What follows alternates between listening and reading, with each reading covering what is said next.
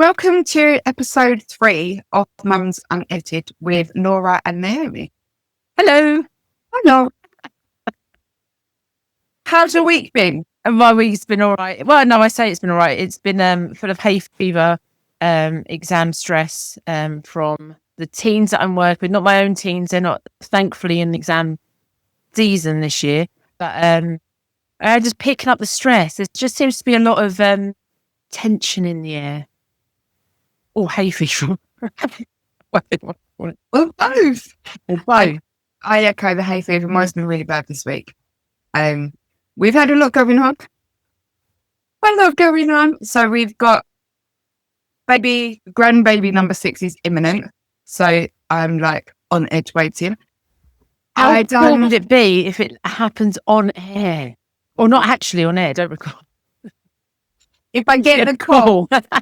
My phone is here waiting. So if I get the call and it gets cut short, sorry guys, but we will press pause and come back. And then you'll hear all about it. Fine. So we've got grandbaby number 6 is on their way.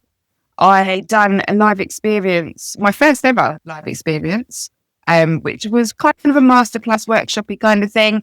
And I only had 3 people attend, which was really disappointing because there was a lot of people that responded and said that they was going to and didn't.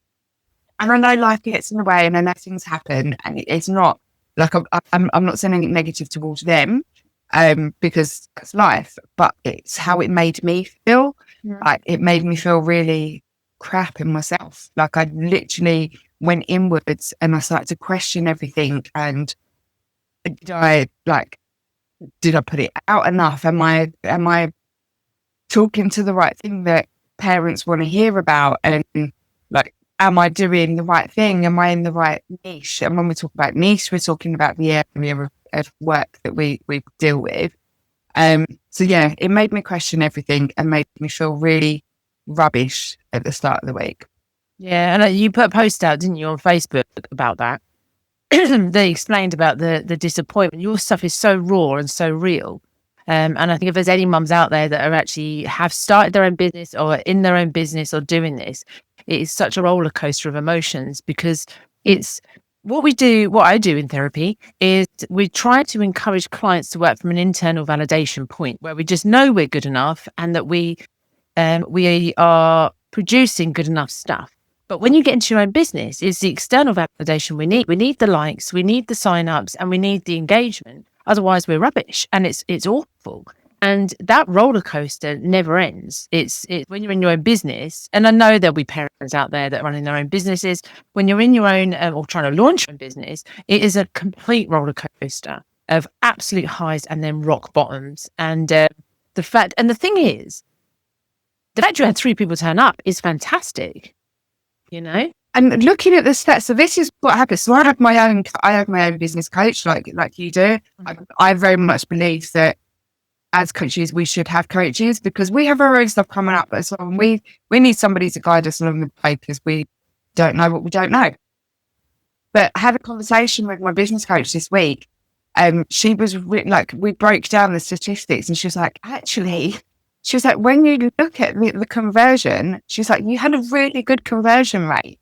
Of people actually attending. So in all, that it wasn't actually as bad as what I'd kind of internalized. Mm-hmm. And the lessons that I learned from doing it is they're priceless. So I don't do toxic positivity. I really don't believe in that. Oh, just think it's going to be okay and it's okay. You have to go through the motions. Mm-hmm. And you have to let all the feels come out. So the feeling of disappointment, the feeling of the coulda, woulda, shouldas, the feeling of complete overwhelm, exhaustion, because the build up to doing something and then doing it and then hitting that low is real. And that's something that's not talked about a lot in business. Mm-hmm. It's how the impact on your own energy when you're got the hype and the adrenaline and the buzz for putting something together and putting it out there. And then once you've done it, it's that, it's done. Okay. And you have to do it again and again. You have to do another one and another masterclass. And when you get into this business, you kind of have to be present all the time. So the thought I'm to put all of that energy in again to another workshop or whatever you're going to do, whatever masterclass, the workshop or whatever you're going to do, it's destroying because it's exhausting as well as running the business. It is. And I think one of the things that you don't like, so when I was a social worker, I didn't have to worry about the people that I was like having people to work with because there was always a consistent flow and somebody else dealt with that. I didn't have to deal with that. Whenever I worked like in other roles, I've not had to do the promotional side of things, marketing side of things, the absolutely everything side of things. This is all completely new to me, is like building it as like myself. Doing it on your own is so difficult because we as beings, we are pack animals, aren't we? Mm-hmm. We thrive on having people around us, and when we're doing it on our own, it's really difficult. So that's why it's been amazing this week, because I've had you to be at the end of a phone, and it's been really nice to have that like business bestie, because we're both at very similar points. We're both kind of going through emotions together. We're both having the same thoughts and emotions together, and having somebody to bounce that off us in real time is really good. Don't get me wrong, my coach is amazing, but she's my business coach. I mean, she's a friend as well, but she's my business coach, and that's kind of the mindset there with her. But with you, it's that rawness of us talking about the actual deep-seated feelings that are going on, and not being all fluffy. Like, yeah, it's been a really good weekend. It's been shit. Yeah, absolutely. And the joy of that is that we boost each other up. Because if you excuse me a minute, hay fever. When you were feeling really low on Saturday, it was like I could see from the outside, like, don't give up. Because so many people give up at that first point when nobody or very few people turn up. There were still 3 people that got stuff from you on that session. So we have that real low, and as an outsider coming in, going, no, don't like it. That's brilliant, and you did a fantastic job. The fact you just put yourself out there is big enough. I've so been there. I've been on probably about a 2.5 year journey with creating this, and tried several different things. And I know a lot of my clients, my counselling clients, I know will be listening to this because they're big supporters, bless them. They all know, because they followed me on this journey, that I started off doing career coaching to move into that world, self-esteem coaching. I don't like the term life coaching. So if there's any life coaches out there, I do get a bit cringed by that, because I don't know what that means. Life coaching, it's an overused term. It's a very unregulated world, and there's a lot of people out there that will go and do a weekend course and call themselves a life coach, and that's dangerous, especially when they add the prices on that are not warranted in it. So I did all sorts of stuff, and then there was an Instagram post when I was scrolling in a real place, probably about 18 months ago. And it was about publishing a book. And that's where it all started. I was like, hold on. I could do that. I can write a book. Whoever thinks that? You don't think you can do that until you get told the process of how to write a book. And I just want to say out there that even though ChatGPT is an amazing tool, my book has not been AI'd. And there's a very strict rules on Amazon of what is AI'd and what is not. They put it through vigorous tests, because a lot of people are just posting out books. You can put it into ChatGPT and it will pull you out a book. And yes, you can sell them on Amazon, but they're classed as low content because they're not adequate enough. Anyway, it started me off on a journey, and then this came very organically. So there was this real sort of forceness to move into a different area of work, which didn't work until it became organically rich. So this now, parentology, has grown its own momentum now, where it's because it's very organic, because it's something that I'm very passionate about. We talked about this I can't remember, it was episode 1 or episode 2, just how fantastic teenagers are. That I was working with a teenager last night, and I was just getting energy from her. She was just amazing. And there was this sort of shift in her as well, in terms of what she was working through, a feeling that she was very anxious and very depressed. And when we reframed that in a very different way of actually being overwhelmed with the amount of control that she's under. So I'm going off on all sorts of tangents here, but I just think there is real power in finding someone who is going through the same business journey, but also doing a very similar work with parents. Yeah, and I think that's really important. Like I started off my coaching as like a self-love coach for women. But my passion has always been working with teens. That's been my thing. And I think I didn't pour enough into it. So I'd done challenges and I'd done all them kind of things, which were fine. But I think when I was doing that, I wasn't as invested because it wasn't my baby. It was my baby, but it wasn't my passion. It wasn't where like the deep down, like that drive and stuff comes from. Whereas where I've gone into this side of things of working with neurodivergent mums and daughters, it's now my passion. It's like I live and breathe it. It's everything for me. And after doing the masterclass, the live experience on Saturday, that's what I kept coming back to, was like the questions in my head was, is this even something that people want or need? And the answer was so simple. Yeah, it is. But maybe they don't know that. Because like, I think it was in episode 2 that we were talking about the difference between the private sector and the statutory sector. And that actually not a lot of parents know that there is private services out there that can support them.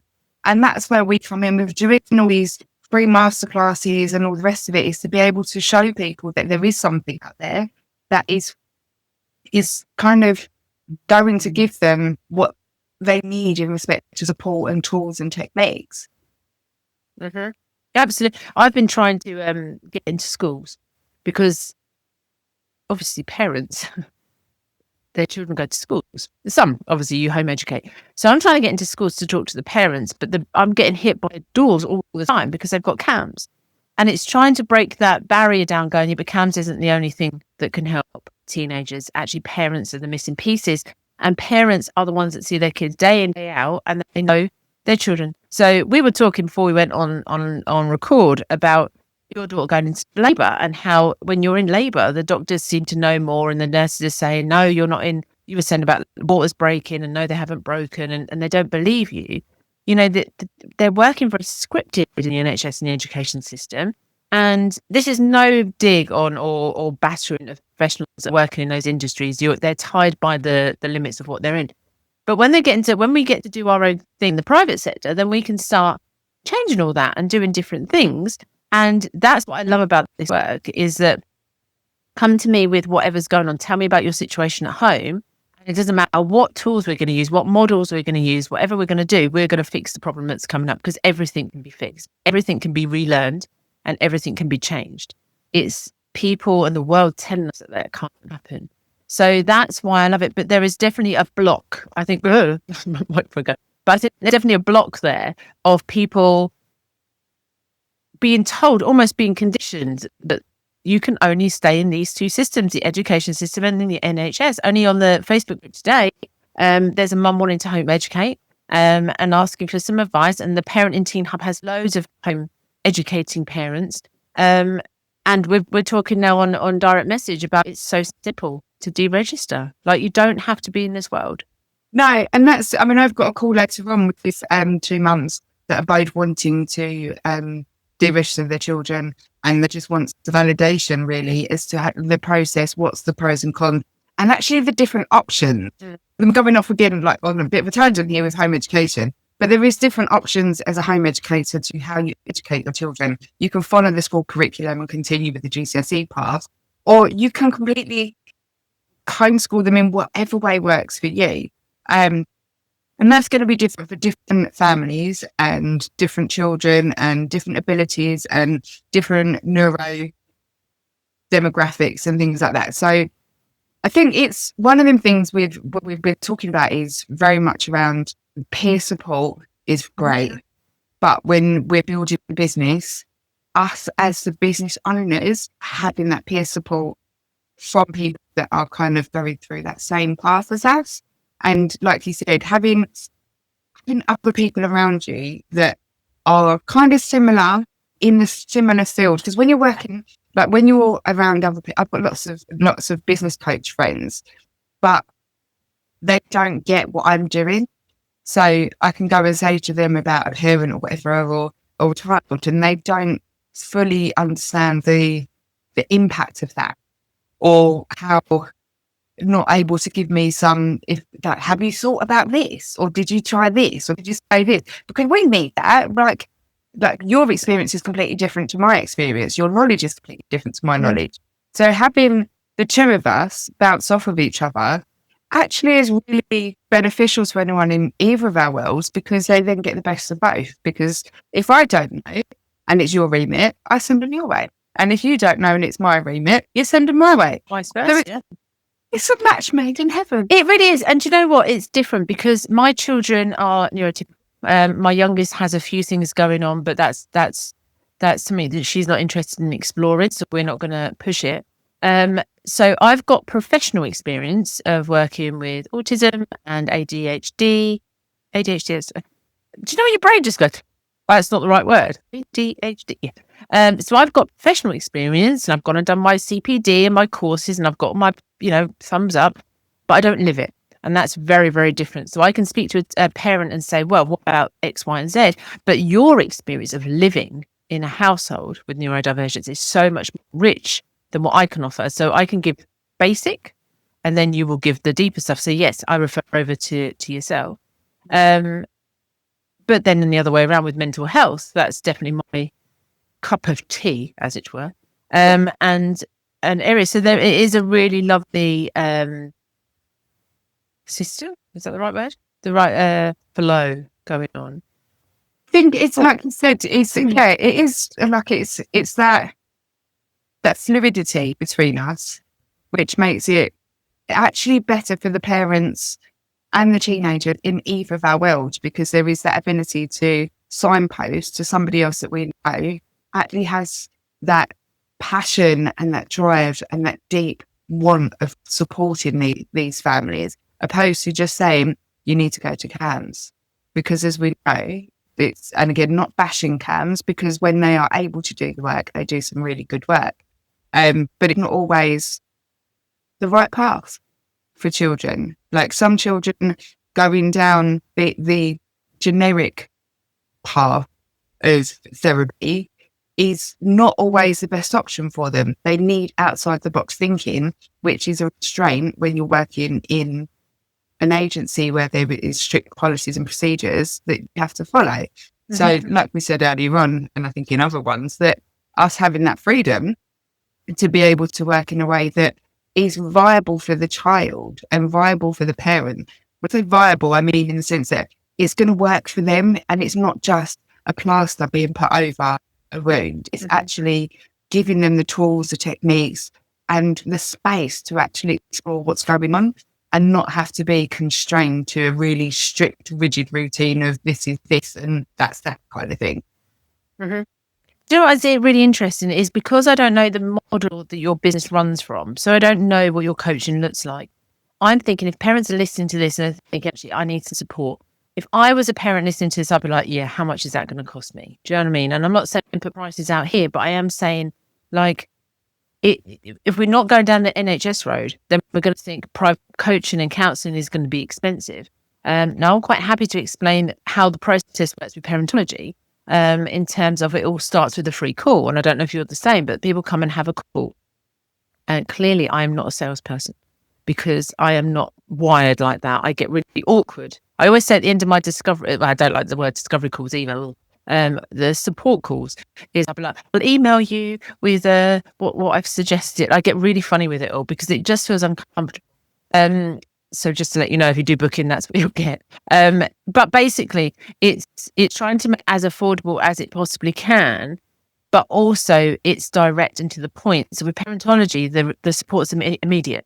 Immediately as a parent gets in touch with me, I will respond to them in terms of a support path going forward. Now, the support path going forward could be the app support, which is an on-demand daily communication. So we can tap in and work on the progress, what's happening, and I can put tools and strategies in place at the moment, not in a week on Wednesday when you've got your session with me. So there's that one. There's also the one-to-one support, which is really popular. And that can be for the teenager or the parent. So they come into my lovely room if they're local to Bedford, or we do it online.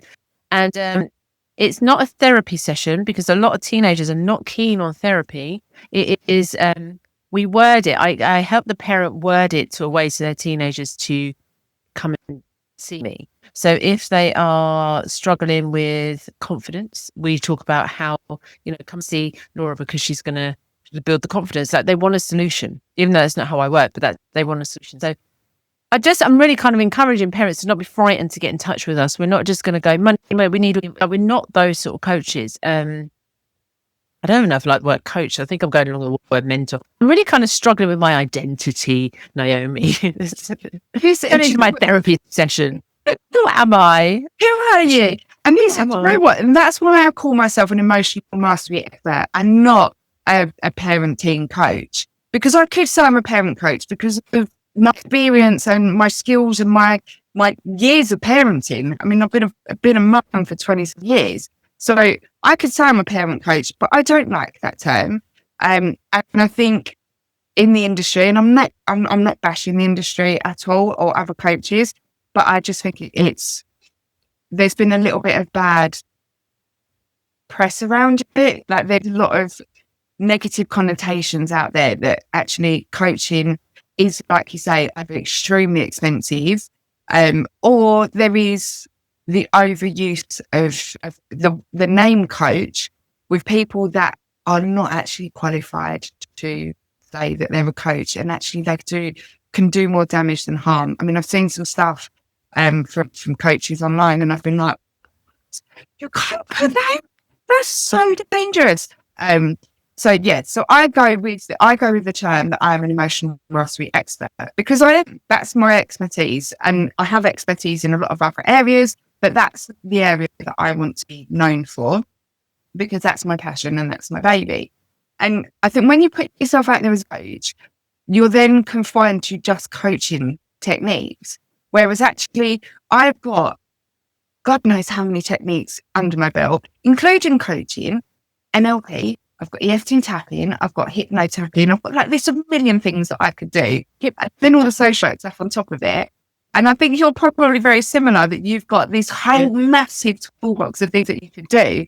So putting it under one umbrella as coach can be quite constraining and make you feel, like you say, struggle with your identity, because actually you're not just a coach. You've got all of these other things that you bring into your sessions.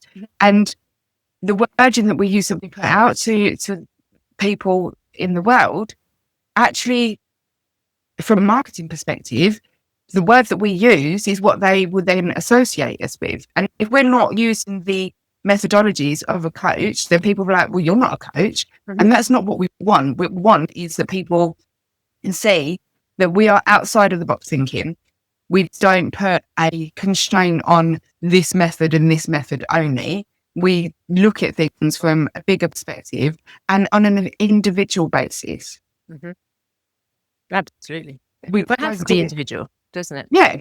And it's not a one size fits all, is it? Mm-hmm. Like in any situation. I think that's one of the challenges that I've seen, is that people put out programs that is, this is a program. And don't get me wrong, my one-to-one follows a structure, but that structure is based on how to work with the emotions and how to unpick it and all that kind of thing. But actually, each session is not pre-mapped. It's done on a kind of flow, natural basis. And if it goes off on a different path, then we work with that. That's what you do in therapy, though, isn't it? The brain knows what it needs to work on, and it will take you there. So my title is psychotherapist, because that's what I'm trained to be. That's my profession. But when it comes to working with parents, I have to be very clear that we are therapy informed rather than doing therapy, because doing therapy is very, very different to doing the work that I'm doing with parents. Don't get me wrong, there is still a therapy process going on. And if people are mentally not coping particularly well, that's not very well phrased. Mentally not coping very well. That's not what I meant. Not doing very well with their mental health. Anyway, you get what I'm trying to say. Then we absolutely go into the therapy process, and that becomes then very much more boundaried, because it has to be, because it's generally trauma related. It's generally going back into the past. There could be grief going on, breakdowns, all sorts of stuff going on. However, when it comes to parent support, it's very much, we can be trauma informed, So if they've had not particularly great childhoods and have got things from their own younger years coming through, especially their teenager years, especially if they were coming up in the 80s and 90s in their teenager years, very different world. Then we use that to inform how we're moving forward. We use different techniques. The therapy has lots and lots of different models of use, and it would be daft to think they don't come into the session. It's if we're working together and I see that there is a different need going on, then we absolutely change the direction, either by referring to another therapist and we carry on working together, or I will then become their therapist and work on their stuff. But you just don't know until you've come and had a conversation and had a chat. I think there's, I was speaking to a mum this week who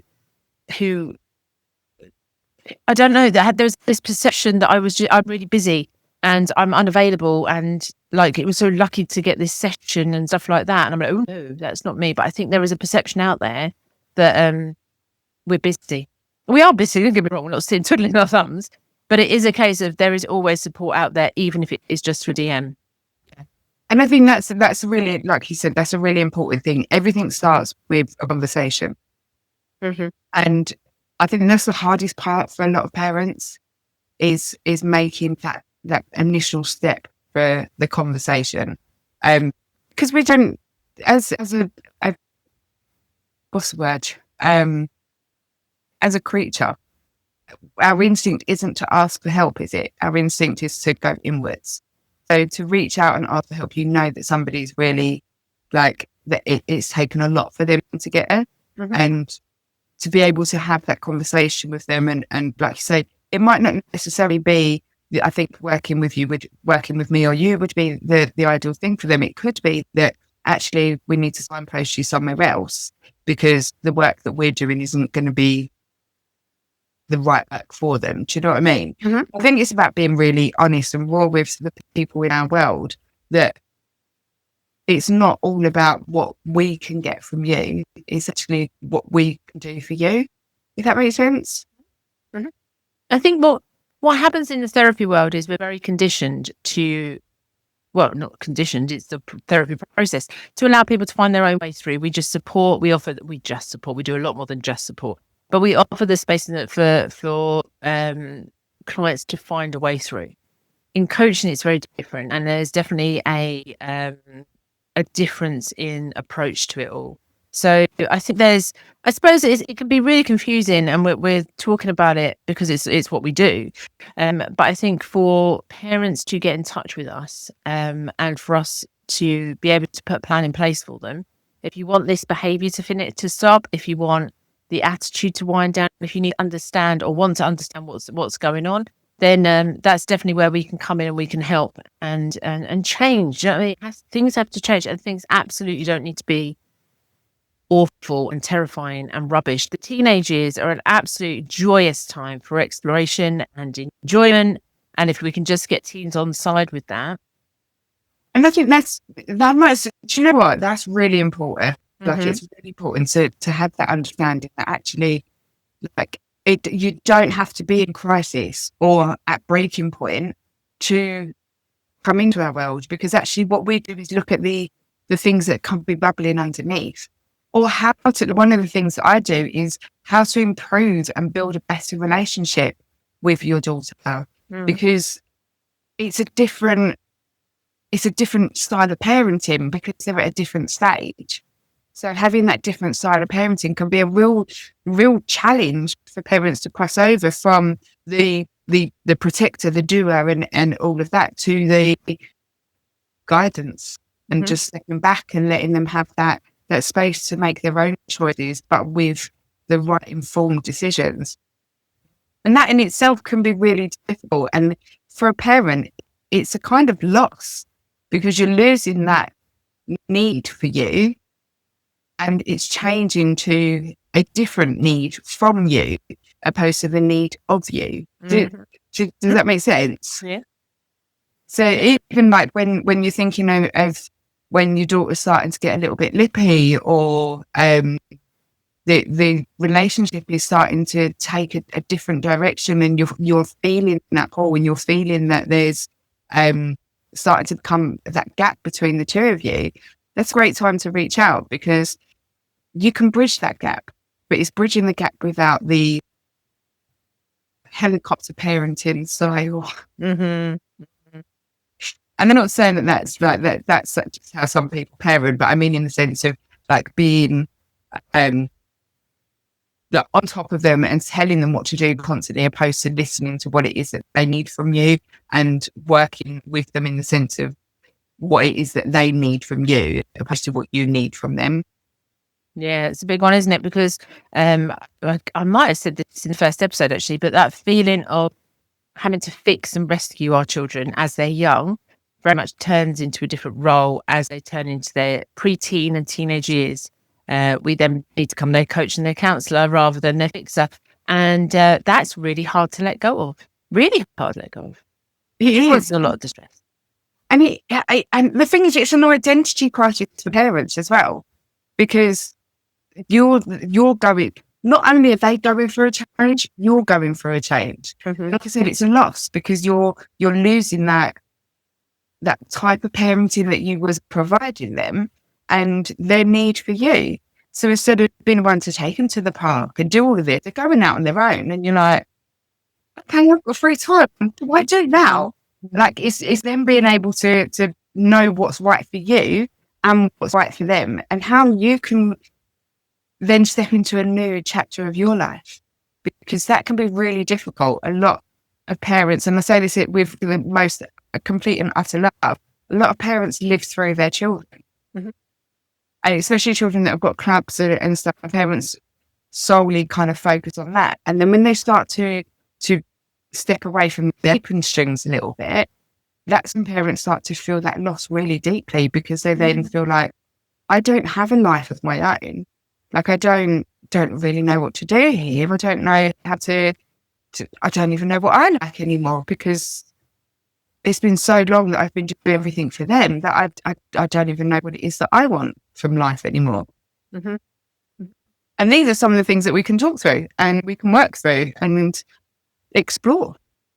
Because confidence sort of disappears as our teenagers get older, especially if they are back chatting you or putting you down, or, you know, when that lip comes through and they start to really make you feel quite rotten. We can suddenly forget who we are. But actually, we're entering a really exciting time of our own lives. And when you look at developmental models of developmental psychology, there's really exciting things that start to happen in your midlife, where you start to release yourself from a lot of the pressures that you've had in your 30s and your 40s. So there's lots of stuff that can come from that. But what we can do is we've lived so intently with our children that we go, oh dear, what do I like? I don't know what I want to do. But the confidence to go and start a class or go and join a club or go and socialise more, that's where we need to work, because we all know there's loads of clubs and things to do. But if you don't have the confidence in yourself to do it, or you're feeling quite anxious, socially anxious, because it's like when I walk the dogs around the village, right? I chat to anyone I do because that's my job. But unless I've got the dog, I don't really like just making small talk with people who I don't know. But if you've got the dog, we can go, oh, how's your dog? And do all that small talk. So it's like when you've got kids. So when you do go out with them, you've always got your child there to break the awkwardness, if you like. So when your child's not there, well, go and get a dog. There you go. Sort it out. Get a dog. I mean, yeah, that's a right word for some people. I get what you mean. Completely get that. Actually, it's like with neurodiversity, having a body double helps with everything that you do. And like you say, when it comes to doing new things, it can be really difficult, and you put it off and put it off because you don't feel comfortable to do it. You don't feel safe enough to do it. And these are the things that we can work through and support you to be able to step out of that uncomfortable and can't do it into exploring what is going to be the right path for you and the right things to do. And like with me and Laura, both the uncomfortable thing that we've done, it's like building a business. Oh, that was your phone. That went off right at the time. Listen, we're coming up to the end of this episode, but in the show notes underneath, or the comments, whatever you're meant to call it when you're podcasting, will be my website, the Parentology website. And on there, links to all sorts of free tools and downloads and resources, as well as all of the support that isn't on offer. We'll also put Naomi's Facebook page. We've just been talking about TikTok and Instagram and all that sort of stuff as well. So that's something we need to get on and get going. But we'll put all our links and all our contact details in the notes below so people could contact us. And I would really highly recommend direct messaging, booking for a call. Don't be frightened to get in touch with us because we're quite nice. We are. We're not. We're soft and gentle ladies who have nothing but love in our hearts. Actualizing. No, we're real. Like we're. I was going to say, we'll go with that. I keep speaking into the microphone. We'll go with that. Nice. We're real. And the biggest thing I think you'll find with both of us and what I've picked up with you is empathy. There's no judgment. There's nothing but empathy here. We will understand and absolutely get where you're coming from. Another thing as well is I think people think they can only come when they're at crisis. You mentioned that earlier, but genuinely, like I could really have done with someone like me in the last year when my teenagers, when you just need someone to go, what's happening? And is that all right? Or do I need to go and get a therapist because I'm not sure? What do I need to do? Because this behavior isn't okay. There's something in my gut telling me this isn't okay. So you then go and Google and then God knows what you come up with. So I would highly recommend people just stay close to our pages and understand where we're from and anything. Just come and ask us and we've got either direct, advise, reassure, support, whatever you need. But that's all I've got to say. Everything for you? And no, I think you've just covered it in a nutshell. We are here to support and serve you guys as mums who are going through whatever you're going through with your twins and kids. Fabulous. And we look forward to seeing you all for next week. And any questions or anything, do get in touch with us. Yeah. But we'll see you very soon. Maybe with another new grandchild. Right. Yeah. Bye.